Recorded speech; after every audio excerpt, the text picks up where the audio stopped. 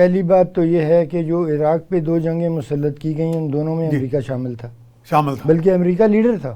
ٹھیک ہے. اور افغانستان پہ جو حملہ ہوا اس میں بھی امریکہ لیڈر تھا. بالکل.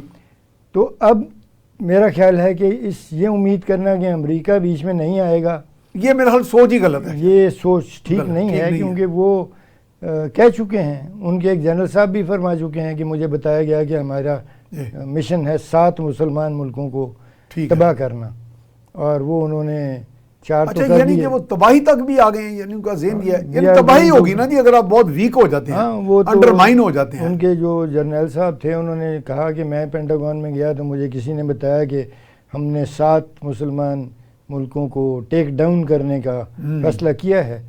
تو کیوں کیا ہے وہ کہتے ہیں مجھے نہیں پتا، بٹ یہ ہے کہ فیصلہ کیا گیا ہے. اس پاکستان ون آف دم؟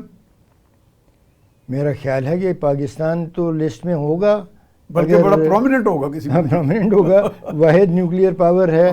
تو اگر انہوں نے یہی فیصلہ کیا تھا تو 4 تو شام، عراق، لیبیا، یمن اور اس سے پہلے بیروت کی بھی یہ تو ڈیمیج ہو چکے. جی جی.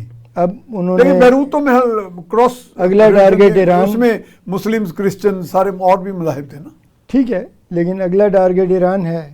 اور اس کے بعد پھر دوسرے ملک ہیں جن میں پاکستان بھی آ سکتا ہے. تو یہ ایک ایگریسونیس ہے ویسٹرن پاورز کی، اپنے سے دور، اپنے ملک سے باہر پروجیکشن ہے ملٹری پاور کی، اور ایک گماشتہ بٹھائے ہوئے ہے جو انہی کے ایجنڈے کو ایجنڈے پہ بنایا گیا. ٹھیک ہے. انہی کے ایجنڈے پہ چل رہا ہے، اس کو ہر قسم کی ملٹری سپورٹ ہے، اور وہ جو مرضی کر گزرے اس پہ تنقید بھی وہ برداشت نہیں کرتے.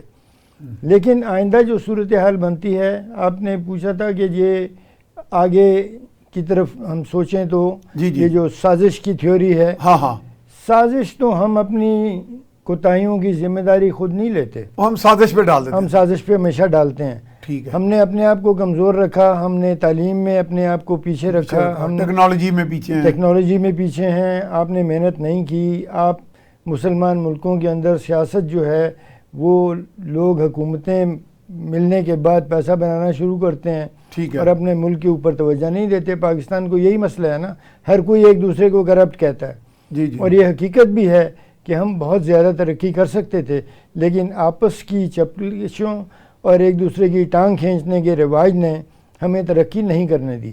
اب ہم کہیں کہ جی ہمارے خلاف سازش ہو گئی ہے.